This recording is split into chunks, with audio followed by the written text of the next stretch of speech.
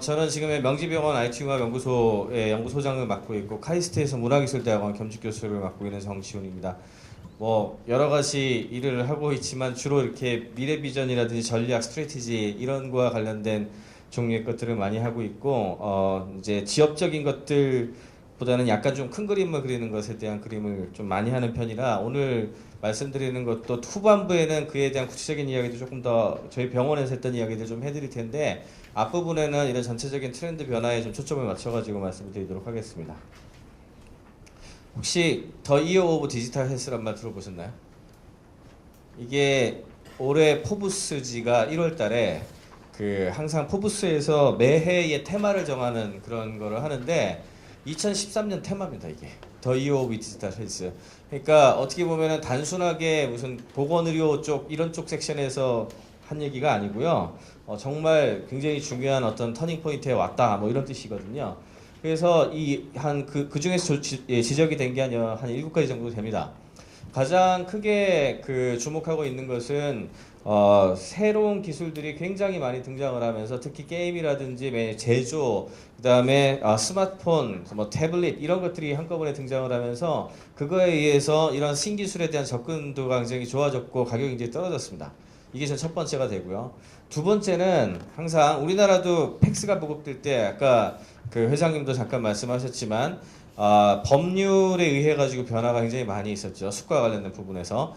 원래 이제 보건의료 부분은 굉장히 규제하고 연결성이 굉장히 많기 때문에 규제가 각 나라별로 어떻게 흘러가느냐가 제일 초점이 되는데요.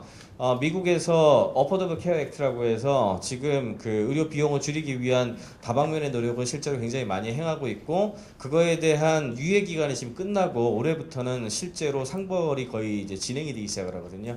그러면은 이것 때문에라도 억지로라도 안 할 수가 없는 상황에 들어가기 때문에 이게 또 하나의 굉장히 중요한 드라이빙 포스가 됩니다. 세 번째는 요즘 많이 느끼시겠지만 환자들하고 그 케어기버, 그 의료 공급자하고의 사이가 굉장히 가까워지면서 전에처럼 닥터 페이션트 릴레이션 공급자가 훨씬 우위에서는 그런 구도가 굉장히 많이 깨지고 있어요. 여기 제가 데이터를 따로 가져오진 않았는데 심지어는 어떻게 지금 얘기가 되고 있냐면은 미국 같은 경우에 50% 정도가 자가 진단을 한다 그럽니다. 이제 자가 진단을 하고 병원에 오지 않는다. 그래서 사실은 자가 진단하는 경향성이 너무 커지는 것 때문에 지금 문제가 그러니까 스마트폰 앱이라든지 이런 여러 가지를 통해 가지고 자기가 직접 케어하는 경향성이 커지면서 과다하게 자신을 믿어서 와야 될 사람도 안 오는 문제에 대해서 어떻게 해결할 것인가 이 문제가 지금 되려 지금 제기가 되고 있어요.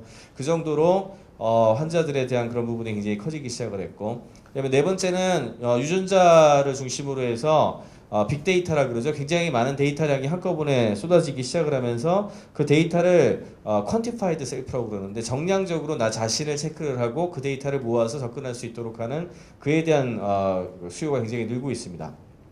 또 한 가지는 이따가도 설명드리겠지만 제약산업 구조가 굉장히 많이 바뀌고 있어요. 그래서 특히 다국적 제약회사의 비용 ROI 구조가 안 맞으면서 사실 이 얘기할 때는 우리나라의 연구중심병원 관련된 이야기에 대한 비판도 좀 해야 되는데 미국 같은 경우에는 전체 그 비용을 줄이는 게 지금 목적이거든요. 결국에는 병원에서 수익이 안 난다면 그 수익을 보존해주기 위해서 다른 뭔가를 집어넣어 가지고 한다는 것은 사실은 눈 가리고 아웅이죠. 다르게 표현하자면 원래 그걸 수준을 맞춰줘야 되는 게 정상인 건데 미국 같은 경우에는 총량으로 지금 접근을 하거든요. 그 뭐가 문제냐? 제 신약을 개발하는데 10년 동안 신약이 나와야 되고 거기에 대한 투입 비용이 크다면 당연히 어쩔 수 없이 딴 데서 누군가 돈을 내야 되는 거예요. 왜냐하면 기업들은 돈을 벌어야 되니까. 그러니까 초점은 이 10년 동안 걸리는 거는 5년, 6년으로 어떻게 줄일 거냐. 그리고 총 비용을 어떻게 줄일 거냐에 초점이 맞춰져 있는 거지. 그것이 무슨 병원 쪽에다가 이걸 좀 덜 주고 더 주고의 문제가 아니라는 거죠. 이게 들어가는데 비용이 커지면 어떻게 해서든 비용이 올라가게 돼 있으니까.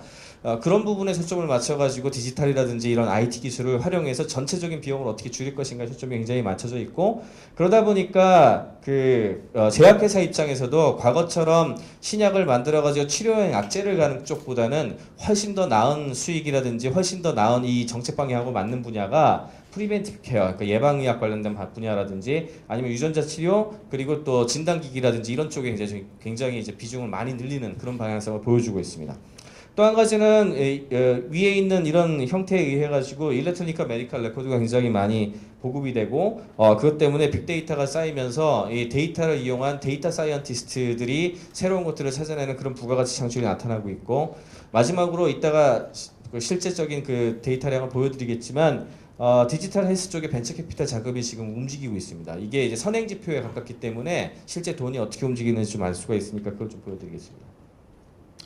모바일 그 중에서도 이제 그 이 헬스 쪽에서 제일 그 빅 키워드로 떠오르는 거는 모바일 헬스 MLS라고 표현하는 분야인데요. 2011년에 약 한 그 MLS에서 나오는 그 량이 1.2빌리언, 1.2빌리언 정도 됐었는데 이게 굉장히 빠른 속도로 성장을 해서요. 2018년 정도 되면은 이게 10배 이상, 10배 가까이 성장되는데 7년 정도 그렇게 안 걸릴 걸로 지금 예상을 하고 있습니다. 굉장히 빠르게 성장하고 있고요. 그 다음에 2015년 정도가 되면은 스마트폰 쓰는 사람들 이거 뭐 그래봐야 2년밖에 안 남았어요. 2년 뒤에 스마트폰을 쓰는 사람들이 다양한 형태의 웰니스나 또는 건강 관련된 앱을 굉장히 많이 쓰는 비율이 30% 정도는 될 거다 이렇게 지금 예상을 하고 있고 또 하나의 경향은 요 밑에 있는 그 집에 홈에서의 홈케어 관련된 분야인데 특히 이제 플로리다하고 댈러스 주하고 텍사스 주하고 플로리다 주하고 미국 북동부 지역에 있는 주들을 중심으로 해서 메디컬 홈이 굉장히 늘어나면서요. 그 메디컬 홈에 대해서 그 매니지먼트를 하는 컴퍼니들이 굉장히 빠르게 지금 증가를 하고 있습니다. 아마 이 경향성을 아시는 분들은 한 번쯤은 들어보셨을 텐데 과거에는 이걸 이제 건설사가 주도를 하는 형태가 많았거든요. 그러니까 예를 들자면 우리나라에서도 실버타운을 한다. 그러면 실버타운을 짓는 걸 건설이 드라이브를 걸었잖아요. 건설이 드라이브를 걸어서 그에 대한 걸 주고 그랬는데 실제로 아파트에 살아보신 분들은 아시겠지만 아파트를 짓는 건 건설사가 하지만 아파트 관리 운영하는 기업은 따로 있죠. 2년 내지 3년 정도 그 관리 운영하는 곳에 넘기지 않습니까? 그와 비슷하게 실버타운을 했더니 가장 큰 문제가 되는 것이 헬스 액세스에 대한 문제가 가장 크더라. 그래서 이 사람들에 대해서 건강 관리에 대한 부분들은 턴키로 맡겨줄 수 있는 그런 매니지먼트 컴퍼니가 등장할 수밖에 없었고요. 그런 회사들이 굉장히 많이 등장을 하면서 자연스럽게 그 비용이 지금까지는 스태프들을 늘려서 방문 복원을 한다거나 방문관으로 한다거나 직접 의사가 그 담당 의사가 있어가지고 보건소를 세팅해 준다거나 뭐 이런 형태로 갔다가 그것보다는 집에 그와 관련된 여러 가지 디지털 헬스케어 기기를 보급을 해서 했을 때 비용이 훨씬 반 이하로 줄고 보험회사랑 뭔가를 할 때도 훨씬 유리하더라 해가지고 그런 헬스케어 매니지먼트 컴퍼니들이 이런 메디컬 홈을 중심으로 해서 디지털 헬스케어로 엮어가지고 가는 경향성이 지금 나타나고 있어요. 그래서 이것이 2016년 정도 되면 한 500만 가구 정도는 이런 형태의 홈 헬스케어 모니터링 관련된 디바이스나 솔루션과 함께 엮어서 가는 어떤 그런 매니지먼트 컴퍼니가 블루밍 할 걸로 좀 예상을 하고 있습니다. 그 밖에도 이런 여러 가지 통신 장비하고 연결된 메디컬 디바이스 시장도 앞으로 굉장히 커질 걸로 예상을 하고 있고요. 이거 극명하게 보여준 게 올해 CES입니다. 올해 CES가 원래 CES는 컨슈머 일렉트로닉 쇼거든요. 컨슈머 일렉트로닉스 하면은 제일 대표적인 게 텔레비전, 세탁기, 뭐 냉장고 이거예요. 원래 이게 가전제품 쇼인데 CES의 이제 키노트 단골 손님은 당연히 마이크로소프트였고요.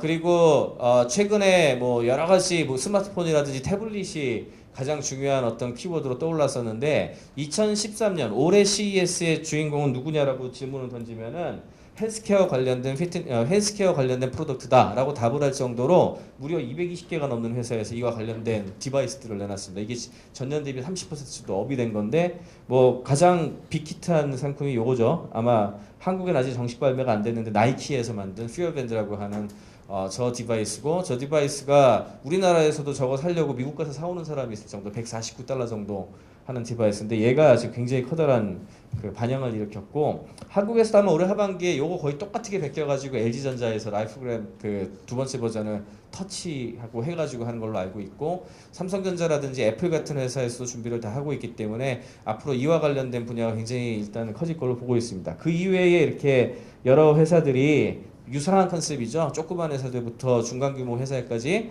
이런 여러 가지들을 내놓는 그런 그 단계를 지금 밟아가고 있습니다.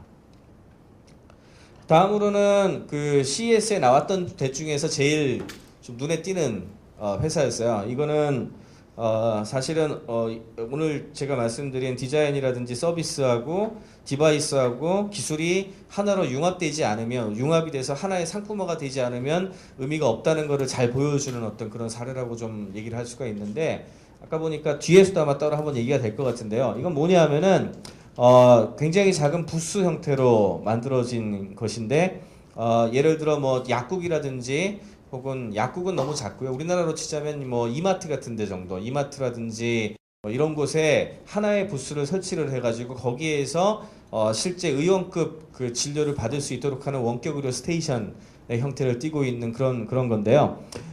이 회사가 이제 그 PPO, 미네소타 지역에 있는 PPO하고 전부 엮고 보험회사도 같이 엮어가지고 서비스를 지금 진행을 시키고 있는데, 기술들은 옛날에 있었던 기술들입니다. 예를 들자면 텔레컨퍼런스라든지 뭐 의사가 나와서 텔레메디슨 하는 어떤 이런 것들이고, EMR을 클라우드로 제공을 하고, 그 다음에 뭐 잘 아시겠지만 그동안 우리나라에서도 US 한다고 한 10년 가까이 뭐 원격에서 청진을 한다거나 원격에서 혈압을 잰다거나 아니면 원격지에서 다양한 뭐 이경을 한다거나 뭐 여러 가지 디바이스들이 많이 만들어졌었죠. 그런 것들 하나하나를 기술로 접근한 게 아니라 이걸 한꺼번에 묶었어요. 그래서 하나의 패키지로 낸 것이 헬스스팟입니다. 그래서 이거 헬스스팟을 신청하면 해당 그 편의점 같은 그런 월그린이나 이런 곳에 이 섹션이 하나 설치가 되고요. 거기에 이제 간호사가 한 명이 붙죠. 간호사가 한 명이 붙고 이 그 인터넷을 찾아가지고 자기가 예약하고 싶은 의사들을 지정을 해서 예약을 해요. 예약을 하면 이제 예약 스케줄이 저 안에 쭈루루 들어가겠죠. 들어가고 나서 우리 동네에서 제일 가까운, 마치 GS24시라든지 뭐 이런 데처럼 제일 가까운 데 딱 들르면은 간호사는 한 명 있으니까 이분이 누군지 알아서 찾아보면 예약을 한 사람인지 아닌 건지 알 수가 있죠. 그럼 예약을 한 사람이면 그 시간에 맞춰가지고 안에 들여다보내요. 그러면은 자연스럽게 어디에 있었던 의사든지 그 의사가 나오죠. 그 시간에 예약이 돼 있었으니까. 이렇게 컨퍼런스로 연결이 돼서 주고받고 이야기를 하면서 이제 진료를 받게 되는데, 이렇게 진료받고 끝나는 게 아니라 저 헬스팟 안에 지금 현재는 청진기하고 이경하고 그 다음에 또 혈압계하고 온도계하고 한 가장 기본적으로 체크할 수 있는 한 7개 정도가 비치가 되어 있는데, 전부 이렇게 안에 연결하면 바로 볼 수 있는 그런 형태로 되어 있고요. 아마 넥스트 버전에는 초음파 같은 것들도 아마 들어가지 않을까 지금 예상을 하고 있는데, 만약에 오더가 나오게 되면은 예를 들어 여기 간호사니까 간호사가 그 청진도 그렇고 뭐 이런 것들 옆에서 이렇게 자기가 의사가 지시하는 대로 해주면 되겠죠. 그 다음에 그 오더가 나가면 혈액이 필요하다 그러면 혈액을 체열을 할 수도 있고, 그렇게 해서 바깥으로 오더도 나가고 프레스크립션을 받아서 그건 거기 있는 약국에서 약을 받아가는 그런 형태의 토탈 패키지 시스템이에요. 사실은 여기 들어간 기술 중에 새로운 기술은 하나도 없습니다. 전부 다 우리가 알았던 그리고 10년 동안 개발했던 종류의 기술들인데, 어떻게 서비스 라인을 엮고 패키지화를 하고 어떻게 그 상품화를 하느냐가 굉장히 중요할 수 있다는 것을 굉장히 잘 보여주는 그런 사례라고 말씀을 드릴 수가 있겠습니다. 또 하나는 미국에서 이제 나사도 그렇고 최근에 가장 빅 이슈화가 되고 있는 것 중에 하나가 개인용 진단 장비 분야인데요. 이 트리코더라고 하는 컨셉으로, 미래형으로 트리코더란 컨셉으로 이야기를 많이 합니다. 트리코더 혹시 들어보셨어요? 이게 저 왼쪽에 있는 저건데요. 스타트rek에 나오는 겁니다. 스타트rek에, 우리나라에도 스타트렉 다크니스라고 영화도 개봉했잖아요. 그 스타트rek에 보면은 의사들이 아니죠. 전부 다 이제 승무원들이잖아요. 엔터프라이즈호의 이 승무원들이 누가 아프다 그러면은 저렇게 생긴 기계를 가지고 갑니다. 그래서 개인을 스캔을 해요. 이렇게 스캔하면은 어디가 뭐가 아프고 어디가 괜찮고 뭐 이런 거를 보여주는 그런 종류의 기계예요. 그래서 뭐 상상도로 저렇게 디스플레이가 있고 뭐가 있고 이렇게 그림을 그리는데, 최근에 이와 관련된 것들을 개발하기 위한 다양한 진단 디바이스에 굉장히 많은 돈이 투하가 되고 있고, 그리고 실제로 디바이스들이 하나둘 나오고 있습니다. 그 대표적인 게 저 위에 있는 AliveCore라고 하는 회사의 EKG, 뒤에 이제 아이폰 케이스하고 연결되어 있는 그 심전도 기기인데, 이런 거라든지, 그 다음에 가장 지금 그 급격하게 떠오르는 회사가 스카나두라고 하는 회사인데, 이 회사는 실제 그 나사 쪽에서도 직접 투자를 한 회사입니다. 스카나두에서 첫 번째로 나오는 제품이 요렇게 생긴 제품인데요. 이렇게 머리에 대면은 온도와 습도와 뭐 여러 가지 그다음에 생체 시그널 이런 것들을 지속적으로 체크를 해가지고 그거를 클라우드와 연동해가지고 판단도 하고 그다음에 건강 상태에 대한 이야기도 해주고 뭐 이런 걸 도와주는 디바이스들인데 이런 종류가 이제 굉장히 많이 저렴하면서도 많이 지금 개발이 되고 있고 그것이 또 하나의 어떤 가장 중요한 포인트로 될 거로 좀 예상을 하고 있습니다. 그 다음에 이제 중요한 게 아까 전에도 말씀드렸지만 돈이 어디로 가는가에 대한 부분이죠. 실제 그 헬스케어 익스펜디처가 어떻게 되고 있는가는 현 상황 그보다는 한 1년 정도 뒤쳐져서 본다고 생각을 하면 되고요. 미래를 예측하는데 제일 좋은 방법은 뭐 미래 학자들이나 이런 사람들이 하는 이야기도 있지만 실제 벤처 캐피탈 투자가 어느 방향으로 돈이 많이 스펜딩이 되는지를 보면은 약 3년 내지 5년 정도의 그 트렌드를 미리 좀 파악을 할 수 있다고 보통 예측을 합니다. 그래서 라켓스에서 이런 VC 펀드가 움직이는 방향성을 봤는데 전체적으로 바이오 헬스 그 의료하고 바이오 분야를 다 합쳐가지고 이 경제가 전반적으로 안 좋기도 했지만 이 전체 섹터에서 10% 감소했어요. 이 VC 관련된 투자가. 그거는 약간 좀 의외이다. 왜냐하면 이제 도룡하러 가는데 의외이다라고 생각할 수도 있는데 이게 왜 이렇게 됐냐 하면은 전통적으로 가장 많은 돈이 이제 벤처 캐피탈 투자가 됐던 바이오 테크놀로지가 15% 감소했어요. 여기가 워낙 섹터가 컸고 VC 투자가 많이 됐던 데거든요. 여기에 돈이 굉장히 많이 감소를 했고 그 다음에 의료기기, 메디컬 디바이스 쪽도 마이너스 13%입니다. 굉장히 많이 줄었어요. 이 두 개가 줄었고 그에 비해서 소프트웨어를 하는 소프트웨어 컴퍼니, 헬스케어하고 바이오 관련된 소프트웨어 컴퍼니에는 VC 투자가 한 10% 정도 좀 증가를 했고요. 그 다음에 보시다시피 디지털 헬스 관련된 섹터에 무려 46%가 증가를 했어요. 이게 아주 전형적인 그 최근에 그 헬스케어 파트에 이제 뭐 진행되는 그걸 잘 보여주는 지표라고 하겠습니다. 또 한 가지는 디지털 헬스케어 이렇게 투자한 것 중에 돈이 어디로 간다를 이렇게 보면은 이렇게 크게 넷으로 나누는데 아까도 말씀드렸지만 이어 오브 디지털 헬스라고 생각을 하게 되면은 그 중에서 가장 큰 수혜를 입을 걸로 본 거는 EHR 쪽이었거든요. 이제 아무래도 의무 기록을 하라고 강제를 했으니까 저게 발효가 된다고 가정을 하면 수많은 HIS 관련된 그 수요가 나타날 것이고 그에 대한 돈 투자가 많이 되지 않을까라고 예상을 했는데 생각보다 EHR, EMR 분야 투자는 적습니다. 이 정도가 투자가 되는데 이유는 이게 미래 성장성은 그다지 없다는 얘기도 됩니다. 미래에 관련 지금 현재에 대해서 가장 중요하게 되는 거는 맞지만 앞으로 한 3년 내지 5년 정도로 봤을 때는 이미 한마 VC가 투자하기에는 이미 이제 그로스하는 성장으로 보기엔 이미 할 놈들이 다 올라왔다는 얘기예요. 다르게 표현하자면 이미 도입되기 시작을 했고 그래서 그런 걸로 보시면 되고 마찬가지로 지금 가장 많은 그 HI 분야, 호스피털 인포메틱스 분야에서 가장 많은 돈을 투하하고 있는 호스피털 어드미니스트레이션과 행정 이런 그 정보 시스템에도 그와 관련된 컴퍼니들에도 거의 투자가 지금 안 됩니다. 이 두 군데는 생각보다 적게 들어가고 있어요. 그럼 어디로 많이 가냐 하면은 1번은 이거죠. 퍼스널 헬스 툴스 앤 트래킹이라 그래서 아까 보여드렸던 나이키 페어밴드 같이 개인화된 진단이라든지 이런 걸 할 수 있는 도구라든지 그런 세트를 하는 기술을 가지고 있는 컴퍼니에 굉장히 많은 돈이 투자가 되고 있고요. 또 하나는 역시나 병원도 병원이지만 그 건강의료 소비자들하고 공급자들하고 엮어가지고 뭔가를 할 수 있는 커뮤니티라든지 그런 어떤 그 인터넷 베이스의 인터넷 커뮤니티를 만들어주고 그걸 관리해주고 그와 관련된 솔루션을 가지고 있는 회사들, 뭐 페이션트 라인미라든지 이런 것들 그런 회사들에 굉장히 많은 돈이 투자가 되고 있습니다. 요 두 개가 지금 제일 많이 생각이 되고 있고요. 그렇지만 그래도 1, 2, 3, 4 그 코먼 테마를 본다면은 이 두 개까지 포함을 해서 한 4가지 정도가 제일 관심을 많이 가지고 있는 분야입니다. 여기까지가 대략 지금 글로벌 특히 미국을 중심으로 해서 미국이 아무래도 이런 글로벌 헬스 트렌드가 바뀌는 거에 있어가지고 가장 민감하고 빠르게 바뀌기 때문에 그에 대한 얘기를 조금 먼저 드렸고요. 병원 입장에서 본다면은 그렇다면 이런 변화에서 어떻게 적응을 해야 되는가? 라고 했을 때 사실은 기술이 중요한 게 아니라 패키징이 중요합니다. 어떻게 이거를 엮어내가지고 이게 상품이잖아요. 상품으로 뭔가를 판매할 수 있는 덩어리로 만들어줄 것인가 이거에 대한 문제인데 예를 들자면 아까 윤순봉 사장님 얘기를 잠깐 하셨지만 삼성서울병원에 있는 시스템을 한꺼번에 수출하겠다. 말은 쉽지만 굉장히 어려운 얘기죠. 그 안에 있는 것들이 쪼개가지고 상품화 한다는 것 자체가 굉장히 어려운 숙제입니다.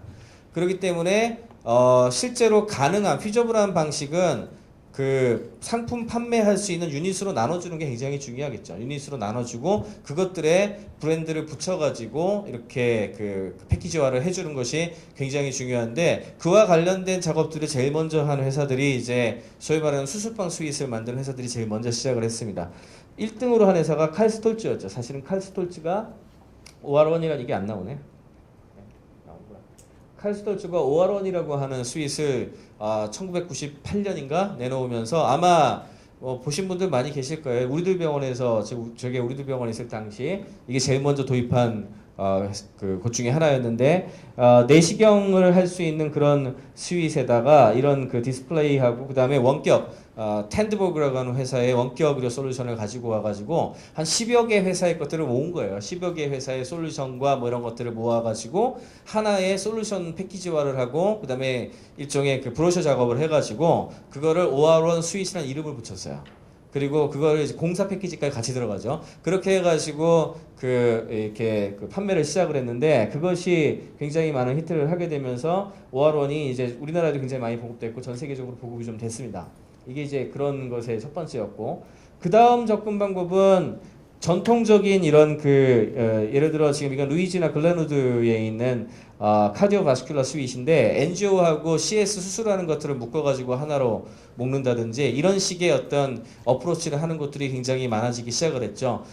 명지병원 같은 경우에도 이제 GE하고 뉴로 베스큘러 시스템과 관련해가지고 MRI하고 그다음에 이런 엔지오 스윗하고 작은 수술방 스윗을 한꺼번에 연결하는 그런 하이브리드 OR 스윗 형태로 만들어진 것들을 같이 작업을 하기도 했는데 역시 이제 이 두 가지 어프로치가 흔히 이야기하는 그런 그 병원의 이제 패키지화, 병원의 어떤 섹터의 패키지화를 했던 어떤 전형이라고 좀 말씀을 드릴 수가 있겠습니다. 이렇게 하고 나니까 이제 여러 군데서 이런 접근들을 많이 하기 시작을 했어요. UPMC 같은 경우에 디지털 오퍼레이팅 룸이라고 하는 어떤 그런 컨셉 하에 이걸 조금 더 첨단화하기 위해서 아까 전에는 OR1 같은 경우에는 스톨츠에 내시경하고 이런 걸 써가지고 디지털 디스플레이하고 연결을 해야 되거든요.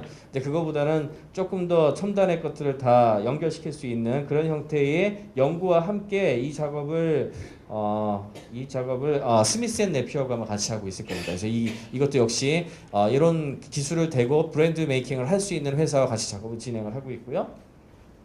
스트라이커 같은 경우에도 아이스윗이라고 하는 형태의 것들을 지금 만들어내고 있죠. 계속 내시경 수술용 엔더스윗이라든지 정형외과 수술용, 그다음에 내비게이션 수술용 이런 걸 따로따로 해서 어떻게 인포메이션 시스템과 이런 어떤 서비스 패키지를 한꺼번에 엮어가지고 턴키로 딜리버리할 수 있는가 그거에 대해서 굉장히 고민들을 많이 하고 있습니다. 사실은 우리나라에서도 이런 수출형 이 병원의 인포메이션 시스템 이 융합이 돼가지고 가려면 이런 종류의 어프로치를 많이 해야 된다는 게 저의 개인적인 생각입니다. 그래야지 팔 수 있는 상품화가 가능하고 그래야지 뭔가 도입을 시킬 수가 있다는 것이 굉장히 중요한 어프로치라고 하겠고 그러려면 이제 이 수출협회 같은 데에서도 굉장히 이런 브랜드를 만들거나 공동으로 어떻게 패키지를 엮는 작업들에 좀 더 신경을 써줘야 되는 게 중요하다고 생각을 합니다. 다음으로 이제 마찬가지인데 조금 다른 어프로치를 한 것이 이거는 이제 이 병원 이름 까먹었네요. 여기가 에어스트립이라는 회사인데 페이션트 모니터링 메모리얼 허먼 병원이네요. 메모리얼 허먼 병원에서 페이션트 모니터링을 엮은 에어스트립이라는 장비하고 같이 엮어가지고 하는 케이스인데요. 병원에 있는 거의 모든 디바이스들을 개인들이 또는 개인의 가족들이 바깥에서 볼 수 있도록 하는 그런 어떤 서비스를 개발을 했어요. 그래서 뭐 제일 많이 보는 건 중환자실에 저희 아버지가 예를 들어 입원을 했는데 멀리서 그 아버지의 그 생체 신호 같은 걸 보면서 위험한 상황은 없는지 이런 거를 볼 수 있게 한다거나 아니면은 산과에 입원을 했는데 애가 이렇게 어떤 상황인지 알기 위해서 NST를 걸면은 그 NST가 움직이는 그런 양상을 갖다가 보여줘가지고 모니터링을 한다든지 이렇게 다양한 종류의 메디컬 디바이스들에서 나오는 의료 모니터링 장비에서 나오는 신호들을 컨슈머한테 직접 전달함으로 인해 가지고 병원의 위상도 높이고 그걸 전체적으로 보여주는 서비스하고 연결하는 그런 케이스입니다. 그 다음에 모바일 MIM으로 지금 여기 보이는 이 녀석이 FDA에서 제일 처음으로 승인받은 방사선 영상 판독 형태인데요. 방사선 특히 종양 진단용 관련된 영상 솔루션들이 이런 형태로 해가지고 최근에 이제 모바일 직접 지원하는 그런 케이스들도 많이 늘고 있습니다. 그 다음으로 이제 앱으로서 제일 많이 팔린 거는 i2age라고 해서 이렇게 병원에 어떻게 하면 될지를 갖다가 처방을 하는 그런 앱의 이런 형태의 것이 좀 제일 많이 다운로드가 됐고요. 그 다음에 이렇게 그 스마트폰하고 연결 지을 수 있는 액세서리 타입으로 해서 아이 스테토스코프 이거는 이제 직접 연결이라기보다는 마이크를 이용해 가지고 하는 형태인데 앞으로는 이런 액세서리 형태로 해 가지고 10개 굉장히 많은 종류의 솔루션들이 등장할 걸로 보고 있고 특히 올해 아마 2011년 독일에서 하는 메디카에 가면 아마 수백 종이 지금 쏟아져 나올 걸로 좀 예상을 하고 있습니다. 그래서 아마 올해가 이런 변화의 원년이 되지 않을까 그렇게 예상을 하고 있습니다.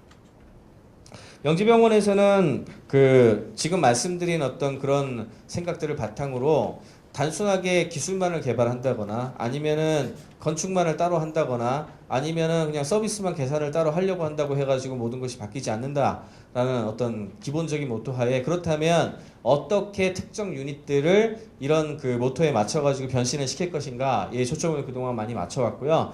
그 중에서도 특히 환자들하고의 어떤 공감을 할 수 있는 그런 서비스에 대한 부분이라든지 아니면은 디자인에 대한 여러 가지 디자인 방법론을 적용을 해서 여러 가지 유닛이라든지 서비스를 갖다가 혁신하거나 바꾸는 그런 부분들 그리고 거기에서 나온 여러 가지 생각들이나 기획을 바탕으로 해서 IT가 융합됐을 때 어떤 솔루션을 제공할 수 있는가 이런 어떤 세 가지 원칙에 해가지고 몇 가지 프로젝트를 진행을 했습니다. 첫 번째로 소개해드릴 거는 사실은 아마도 나중에 이제 건강검진 관련된 부분들을 외부에 수출하시려고 할 때 이 부분에 신경을 좀 많이 쓰셔야 될 걸로 좀 생각을 하고 있는데요.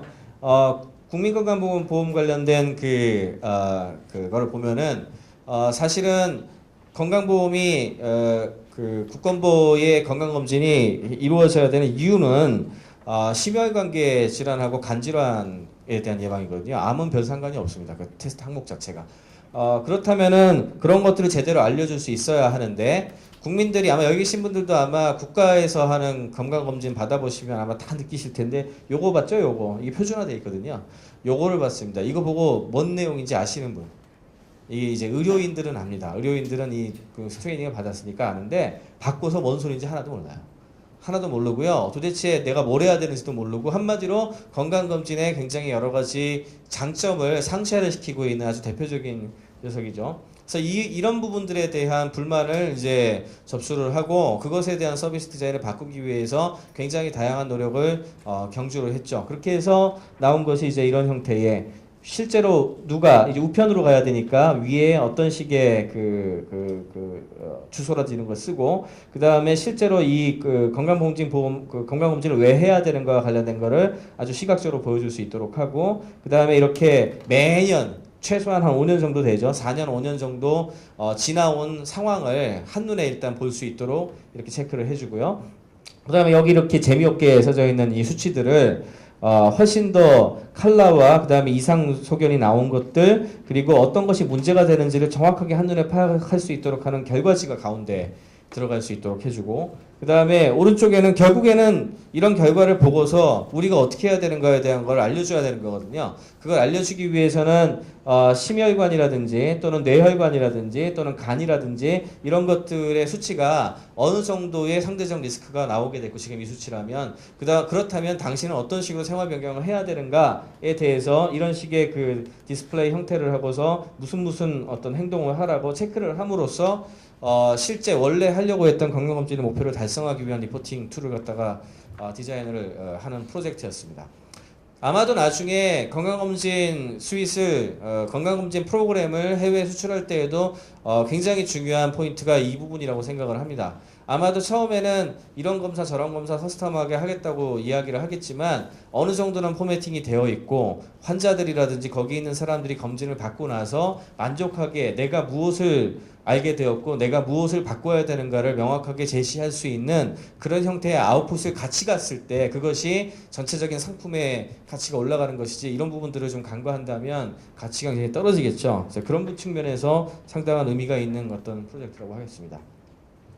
두 번째는 저희 병원에서 항상 문제점을 찾아내야 되기 때문에 일종의 기자 같은 사람이 있어가지고요. 이렇게 병원을 돌아다니면서 그 불만 수집을 합니다. 불만 수집하고 듣기도 하고 녹음도 하고 이런 종류의 작업들을 꾸준히 하는데 병원에서 나온 여러 가지 사안들 중에서 가장 얘기가 많이 나왔던 것 중에 하나가 정형외과 외래 진료실이 너무 웨이팅도 그렇고 여러 가지 면에서 불편하다. 그리고 좀 불만도 괜히 많이 나오고 뭐 이런 것이 접수가 됐어요. 그래서 그 내용을 접수를 받은 것을 바탕으로 해서 그럼 도대체 뭐가 문제고 어떻게 개선할 수 있는가에 대한 서비스 디자인 프로세스를 가동을 했습니다. 그래서 알고 봤더니 역시 뭐 굉장히 여러 가지 동선의 문제부터 시작을 해서 그다음에 웨이팅하는 에이리어의 문제, 그다음에 사람들이 그 진료를 할 때 그 진료 방의 크기, 심지어는 그다음에 돌고 들어오는 어떤 그런 그런 문이라든지 이런 것의 측면, 이런 것들이 심층적으로 조사를 해본 결과 여러 가지 그 개선 사항들이 발견이 됐어요.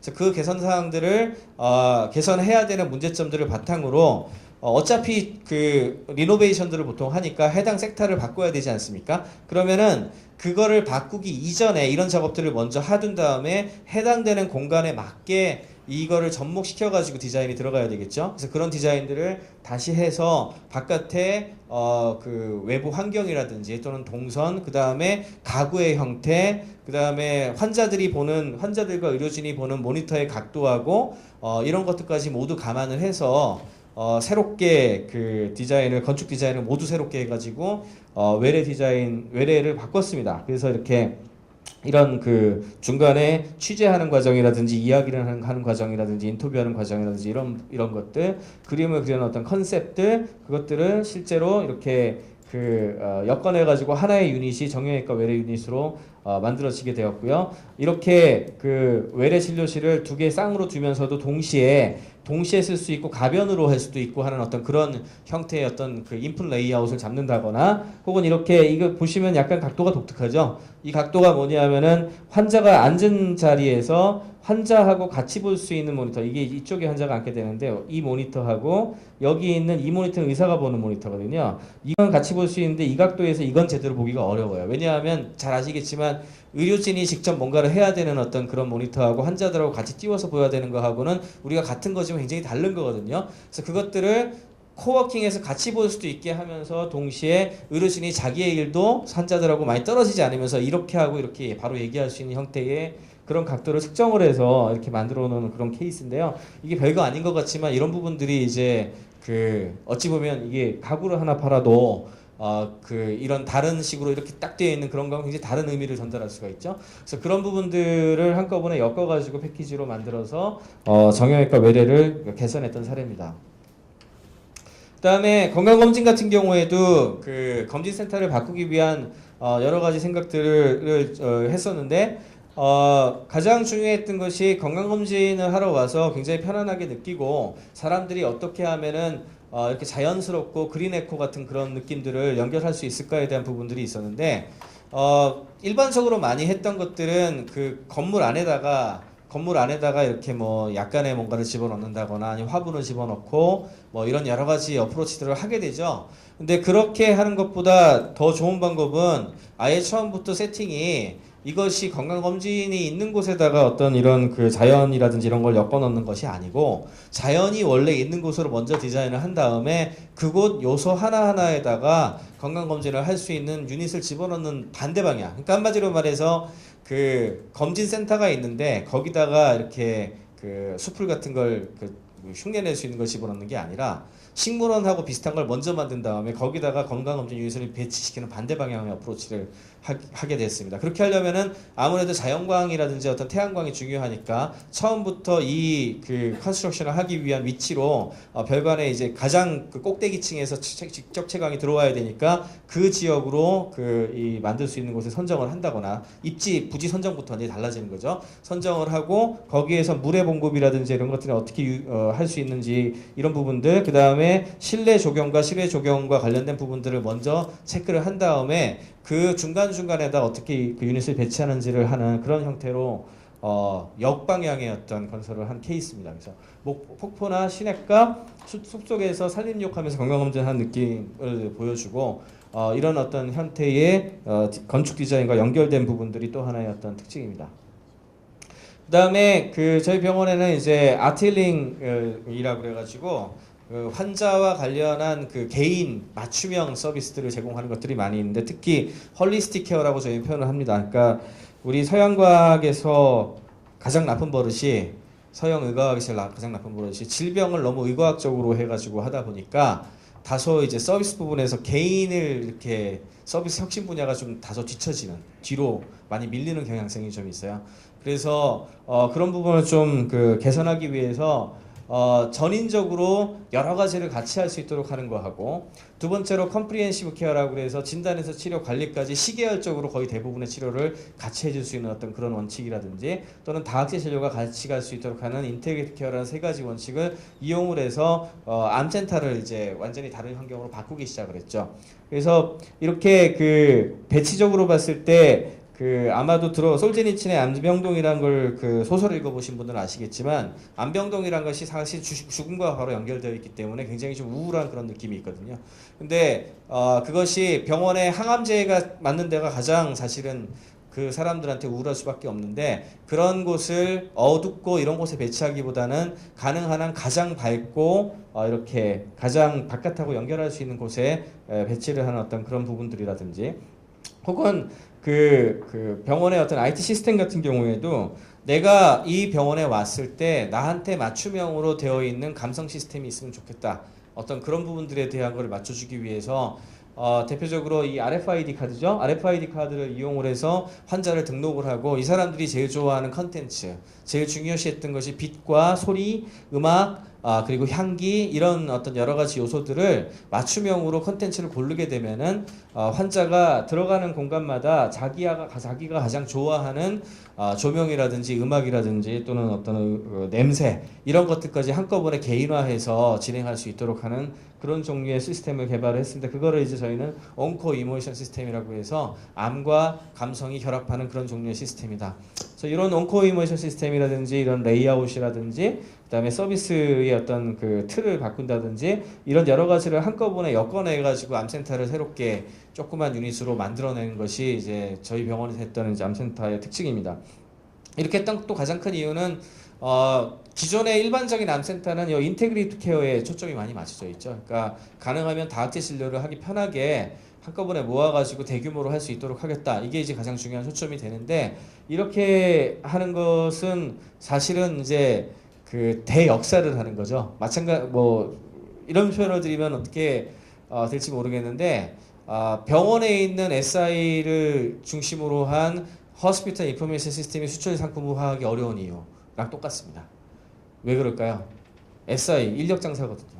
SI로 수백억을 들여가지고 사람들을 1년, 2년 동안 하고 병원에서 뭔가를 가지겠다라고 해서 이렇게 그 솔루션이나 시스템을 가지게 되는데 그걸 어딘가에 가가지고 뭔가 구현을 하려면 역시 인력 장사가 되거든요. 그러면 그 인력 장사가 돼서 거기서 사람들을 긁어 모아서 뭔가를 한다는 것은 엄청난 비용 부담이 같이 발생하는 것과 똑같습니다. 마찬가지로 수출을 하기 위해서 상품화가 돼줘야 되는데 상품화를 하는 데 있어가지고 제일 중요한 거는 어떻게 잘라가지고 커머셜 프로덕트화 할 수 있는 그런 가능성을 조금이라도 더 열어주는 것이지 너무 크게 해서 모든 사람하고 돈 많이 투하해서 우리가 넘버원이고 최고입니다. 이런 식으로 해가지고는 상품화하기 굉장히 어렵죠. 그래서 그런 측면에서 다소 저희 병원에서는 약간 다른 어프로치를 했던 케이스입니다. US 센터 같은 경우에는 러시아의 이제 블라디보스톡에 그 점진 센터를 갖다 개원을 하게 되면서 아무래도 병원의 어떤 경계가 사라지게 되니까 여러 병원들의 서비스가 같이 엮어진다고 했을 때 그 브랜드가 살아나게 되니까 그와 관련된 부분들을 지원하기 위해서 병원 로비 한가운데 이렇게 US 캐스 센터를 만들었고요. 블라디보스톡의 검진센터하고 명지병원의 의료진들이 같이 연결을 하고 중간에 제천병원도 연결을 해서 통합적인 진료들을 같이 연결할 수 있도록 하는 그런 것들을 고려한 것이 이런 형태의 US 캐스 센터입니다. 응급센터 같은 경우에도 이제 그 소아 같은 경우에 좀 굉장히 다른 리퀘스트와 그다음에 질병 양상들을 보이기 때문에 그것들을 따로 끄집어내고 인테리어라든지 또는 내부의 어떤 컨셉 같은 것들도 완전히 바꿔가지고 이렇게 변화하는 어떤 그런 양상을 보여줬고요. 네, 그 다음에 저희 이제 다이알리시스 하는 그 신장내과죠. 신장내과 쪽 같은 경우에도 이 환자들 같은 경우에는 하나의 독립된 유닛하고 비슷한 어떤 서비스를 결국은 받게 됩니다. 그래서 사실은 그 다이알리시스를 따로 바깥으로 빼기도 하는 건데요. 그렇지만 병원하고 연계된 유기적인 서비스를 위해서는 신장내과, 혈관내과, 심장내과가 이제 관련과로서 굉장히 유기적인 협업을 해줘야 되고 협진 시스템과 함께 얼마나 빠르고 신속한 진료가 될 수 있도록 하는 그런 서비스가 구축되는 자가 이제 키포인트가 됩니다.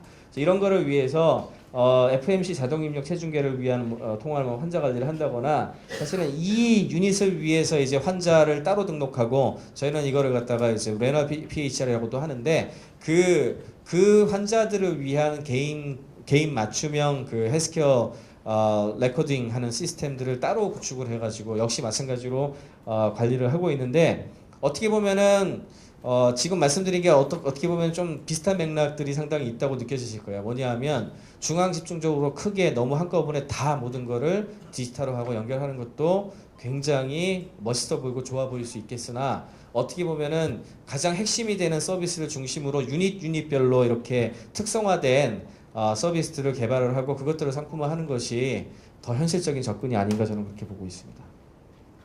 이거는 최근에 이제 그 동작인식 그 팩스라고 해가지고 여기 보이는 그 3D를 인식하는 형태의 MS에서 나온 키넥트라고 하는 장비가 있는데 그거를 이용해서 의료진의 의도에 맞게 의료정보, 응상정보를 조정하는 그런 형태의 프로젝트를 개발해서 지금 임상 시험을 하고 있습니다. 이거는 뭐 수술방에 계셨던 분들은 아마 다 아실 거예요. 이게 팩스를 앞으로도 쓸 일이 굉장히 특히 정형외과라든지 척추 같은 데에서 쓸 일이 굉장히 많은데 그걸 조작을 하려면 수술하고 있을 때는 옷을 지금 다 소독을 한 상태라서 옷을 벗고 나가서 조작해야 되거든요. 그러던가 아니면은 서큘레이팅 너스를 불러가지고 저 넘겨달라 아니면 레지던트를 쓰든지 뭐 이렇게 해가지고 처리를 해줘야 되는데 그런 부분들을 이제 수술장에서 바깥에 안 나가고 또 이렇게 동작으로 띄우고 넘기고 키우고 뭐 이런 것들을 할 수 있도록 해주는 그런 종류의 서비스고요. 이거는 뭐 이런 종류의 기술들이 많이 도입이 된다면 결국에는 이제 기술 도입이 된 새로운 형태의 미래형 수술방 앞으로는 수술방 환경이 많이 바뀔 걸로 보거든요. 왜냐하면은 기존에 오픈 서저리 중심으로 했던 수술방 유닛이 아니고 시간이 가면 갈수록 마이크로 서저리 그리고 내시경 수술 중심으로 많이 바뀌기 때문에 그런 형태, 그런 로봇 수술 이런 세 가지의 변형된 수술들을 가장 잘 지원할 수 있는 수술방의 형태 그리고 기술은 무엇인가 이런 거를 조금 더 고민을 하는 그런 것들이 우리나라에서도 필요할 거라고 보고 있습니다. 그 다음에 이제 역시 개인건강 기록이 이제 비기 쉬기 때문에 개인건강관리 서비스를 위한 여러 가지 뭐 서비스 저장이라든지 개인 맞춤형 서비스를 개발을 하고 그에 대한 것들에 대한 프로토타입을 만들고 테스트도 진행을 했습니다. 그렇지만 이제 아무래도 병원에서는 아직까지는 개인건강 기록을 중심으로 해서 EMR이 구축되기보다는 EMR 시스템이라든지 OCS가 먼저 있고 그 다음에 이것들을 바깥에 개인건강 기록을 보려고 하는 사람들이 컨슈머 입장에서 보는 그런 어프로치가 아직까지는 더 많기 때문에 뭐 현재로서는 뭐 이 정도의 프로토타입을 하고 있지만 개인적인 생각으로는 아마도 조금 더 고도화된 그 의료정보 시스템은 처음부터 EMR이 아니고 처음부터 PHR, 개인건강기록 형태로 만들어져서 그것들이 병원 내에서 쓸 수 있는 EMR 형태로 어그리게이션 되는 방식이 차세대 EMR의 형태가 돼야 되지 않을까. 그렇게 됐을 때 바깥에 있는 홈헬스케어라든지 또는 개인에 대한 개인 맞춤형 서비스라든지 그리고 병원으로 왔을 때 병원의 연계형 서비스가 같이 연결될 수 있는 일렉트리컬 메디컬 레코드 시스템이 되거든요. 그러려면 아마도 PHR과 EMR이 하나의 형태로 같이 유기적으로 연결될 수 있는 새로운 정보 시스템이 나중에 필요하지 않을까 그렇게 좀 예상을 하고 있습니다. 네, 마치겠습니다. 감사합니다.